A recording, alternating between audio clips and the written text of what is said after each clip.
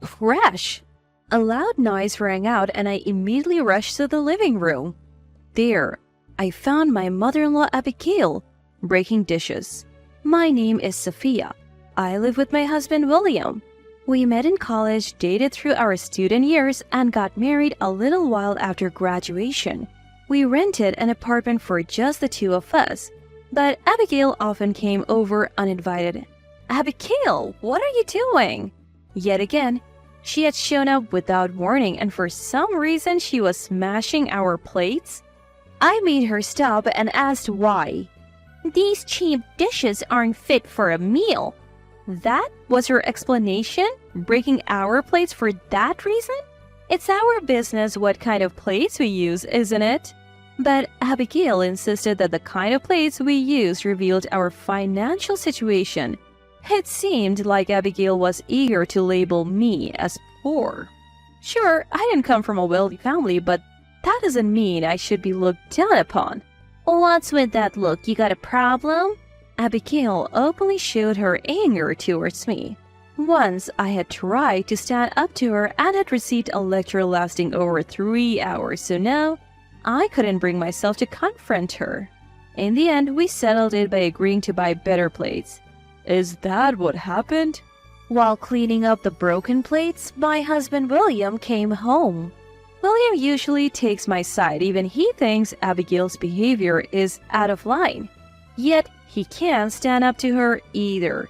Abigail had been a strict person since he was young, and it got worse after his father passed away. I wonder if the family gathering next weekend will be alright. I hope Mom doesn't go overboard.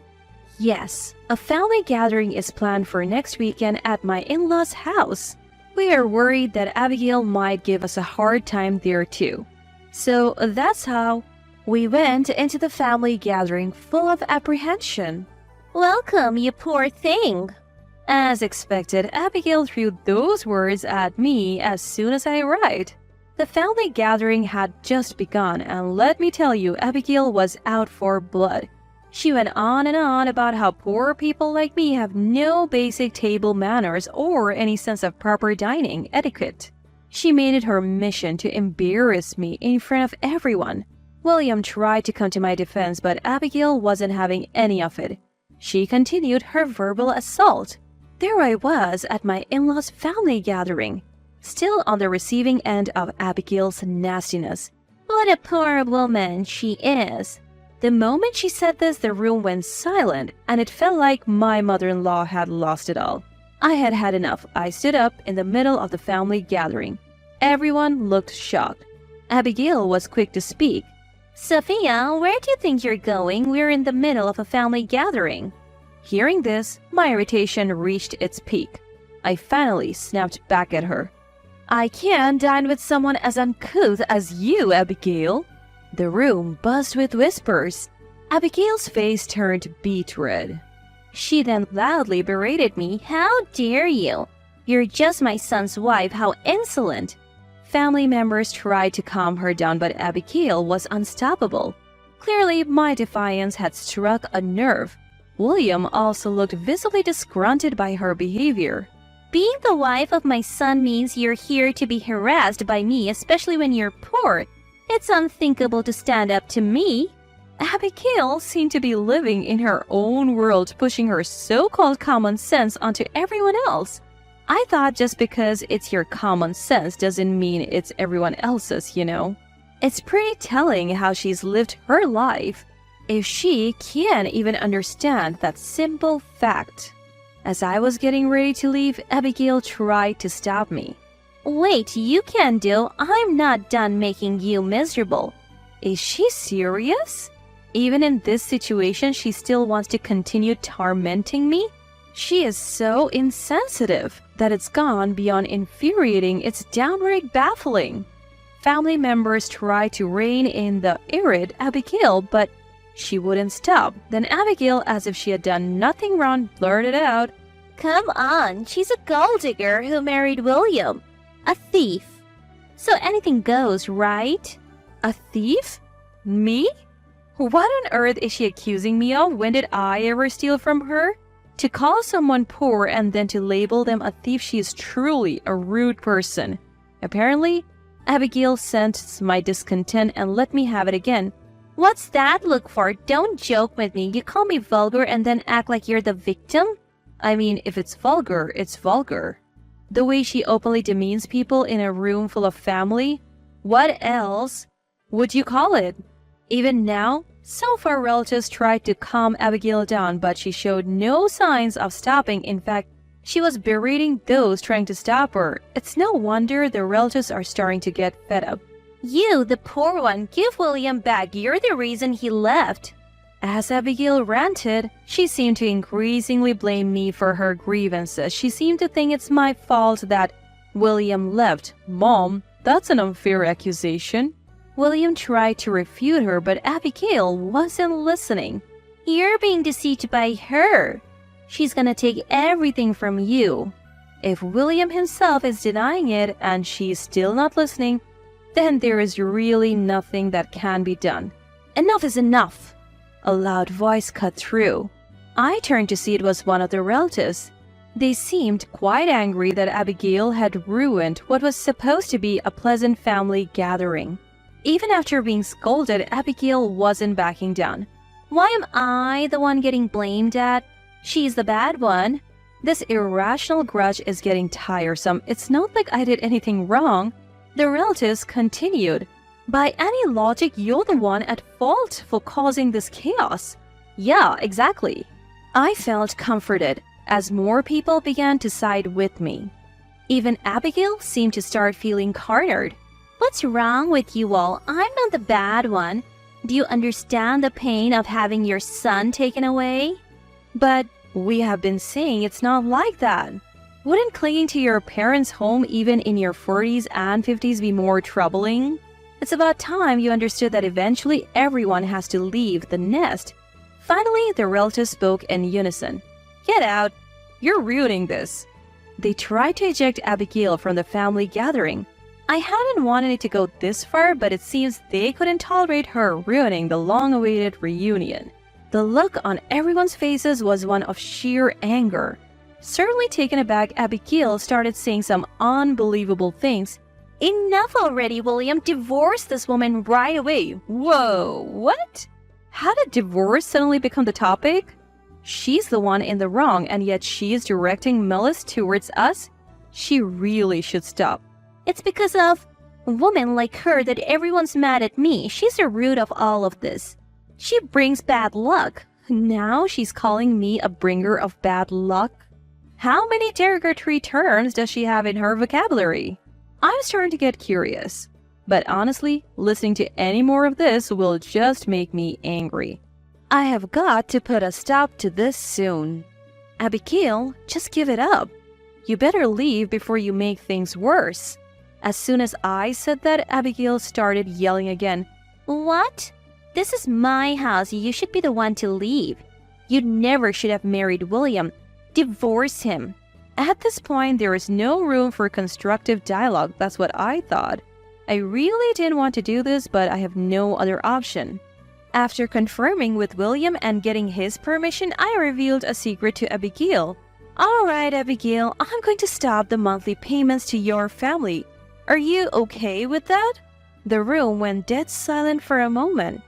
Huh? Finally, Abigail murmured, clearly not understanding what I was saying. What? The payment? Isn't that something William is handling? You have no right to interfere. Abigail seemed to be misunderstanding. The truth is, it was not William, but me, who had been sending money to the family each month. I own a couple of small businesses, you see. The profits from those are what I have been sending to you, but after today, I can't let your behavior slide, so the payments stop. Upon hearing this, Abigail's face quickly turned pale. Her face has gone from red to pale. She's having a busy day, isn't she?